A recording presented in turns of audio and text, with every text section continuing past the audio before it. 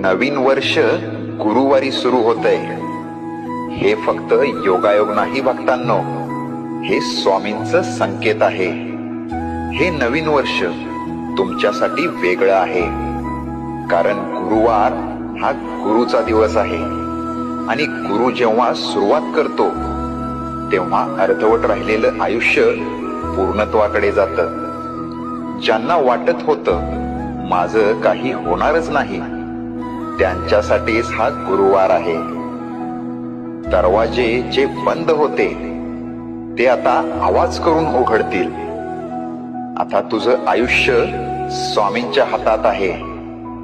फक्त एक गोष्ट कर, मन साफ ठेव आणि श्रद्धा घट्ट ठेव, कारण नवीन वर्ष गुरुवारी सुरू होतंय आणि गुरुवार कधी रिकामा जात नाही.